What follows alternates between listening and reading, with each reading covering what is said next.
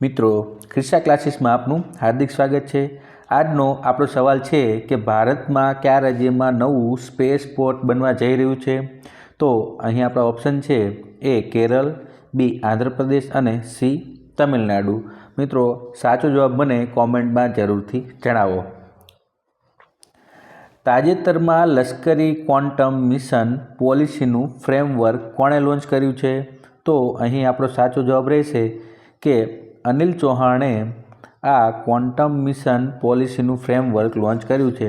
અનિલ ચૌહાણ એ ભારતીય સેનાના CDS એટલે ચીફ ઓફ ડિફેન્સ સ્ટાફ છે, ત્રણેય પાંખોના વડા તરીકે ઓળખાય છે। તથા આ ક્વોન્ટમ મિશન લોન્ચ કરવાનું લક્ષ્ય એ છે કે ભારતની ત્રણ પાંખો આર્મી, નેવી અને એરફોર્સમાં ક્વોન્ટમ કોમ્યુનિકેશન અને ક્વોન્ટમ કોમ્પ્યુટિંગને પ્રોત્સાહન આપવા માટે અને ટેકનોલોજી વિકસાવવા માટે આ ફ્રેમવર્ક લોન્ચ કરવામાં આવ્યું છે। મિત્રો, ઉત્તર પ્રદેશનું કયું શહેર તાજા કચરાને 100% નિકાલ કરવામાં સફળતા મેળવી છે? તો અહીં સાચો જવાબ રહેશે કે લખનઉ શહેરે આ સિદ્ધિ મેળવી છે કે જેને શહેરમાં ઉત્પન્ન થતા કચરાને 100% નિકાલ કરવામાં આવ્યો છે અને ખુલ્લા ડમ્પિંગનો નાશ કર્યો છે। મિત્રો, આ શહેરને ઝીરો ફ્રેશ વેસ્ટ ડમ્પ નું નામ આપવામાં આવ્યું છે।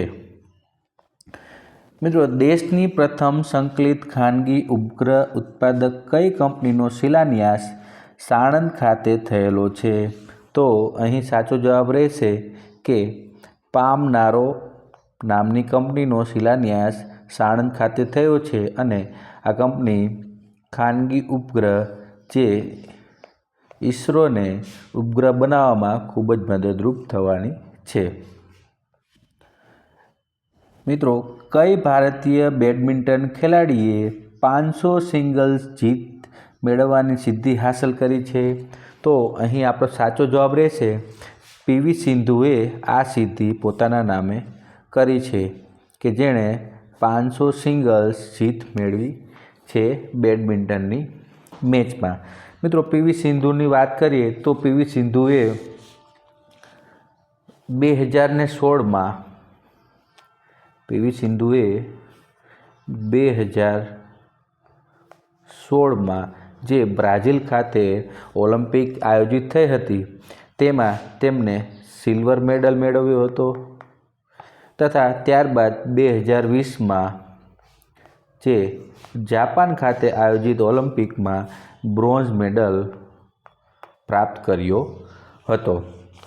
મિત્રો, કોઈ પણ ભારતીય બેડમિન્ટન ખેલાડીએ ઓલિમ્પિકમાં સિલ્વર મેડલ મેળવવાવાળી વ્યક્તિ સૌપ્રથમ PV સિંધુ છે, ત્યારબાદ ઓલિમ્પિકમાં 2 મેડલ મેળવવાવાળી વ્યક્તિ પણ PV સિંધુએ સિદ્ધિ પોતાના નામે કરી છે। મિત્રો, PV સિંધુને મળેલા પુરસ્કારની વાત કરીએ તો તેમને અર્જુન એવોર્ડ 2013માં ભારત સરકારે એનાયત કર્યો છે, ત્યારબાદ પદ્મશ્રી 2015માં, ત્યારબાદ 2016માં તેમને મેજર ધ્યાનચંદ ખેલ રત્ન એવોર્ડ એનાયત કર્યો છે અને 2020માં પદ્મ ભૂષણ પુરસ્કાર એનાયત કર્યો છે। મિત્રો, PV સિંધુના ગુરુની વાત કરીએ તો તેમના હાલ કોચ છે પુલેલા ગોપીચંદ। મિત્રો, आपने जो वीडियो पसंद आवतो हो तो लाइक करो, तमारा मित्रों सुधी शेर करो और चेनल ने जरूरथी सब्सक्राइब करो। भारते क्या वर्ष सुधीमां अंतरिक्षमां पोतानुं स्पेस स्टेशन बनावવાનો लक्ष्य राख्यो छे? तो અહીં સાચો જવાબ રહેશે 2035 સુધીમાં ભારત પોતાનું સ્પેસ સ્ટેશન અંતરિક્ષમાં બનાવી લેશે।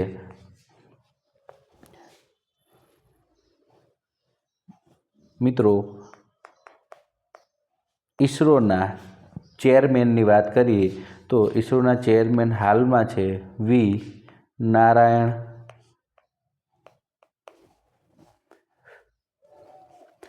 25 જાન્યુઆરીએ કયા દિવસ તરીકે ઉજવવામાં આવે છે? તો 25 જાન્યુઆરીને રાષ્ટ્રીય મતદાતા દિવસ તરીકે ઓળખવામાં આવે છે।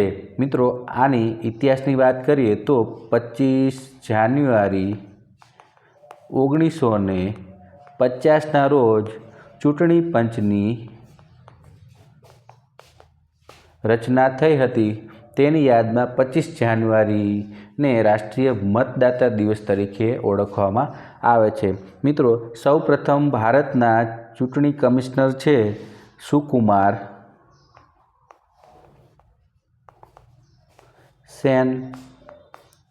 મિત્રો, હાલના ચૂંટણી કમિશનરની વાત કરીએ તો હાલના ચૂંટણી કમિશનર છે જેનું નામ છે ગુકેશ કુમાર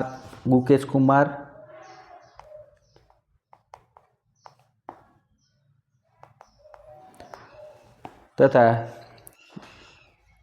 ગુકેશ કુમાર ચીફ ચૂંટણી કમિશનર છે તથા ચૂંટણી કમિશનરની વાત કરીએ તો સુખબીર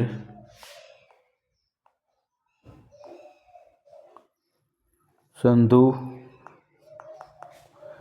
તથા વિવેક જોશી આ બંને આપણા ચૂંટણી કમિશનર છે। મિત્રો, 25 જાન્યુઆરીને મતદાતા દિવસ તરીકે 2011થી ઉજવવામાં આવે છે અને ભારતમાં 1951માં સૌપ્રથમ ચૂંટણી થઈ હતી। મિત્રો, વિશ્વમાં સૌપ્રથમ કયા ખેલાડીએ 400 ગ્રાન્ડ સ્લેમ મેચ જીતવાની સિદ્ધિ મેળવી છે? તો અહીં આપણો સાચો જવાબ રહેશે નોવાક જોકોવિચ એ 400 ગ્રાન્ડ સ્લેમ મેચ જીતવાની સિદ્ધિ હાંસલ કરી છે। નોવાક જોકોવિચ વિશે વાત કરીએ તો તેઓ સર્બિયાના વતની છે। મિત્રો, અહીં સુધી વિડીયો જોવા માટે આપનો ખૂબ ખૂબ આભાર। જય હિન્દ, જય ભારત।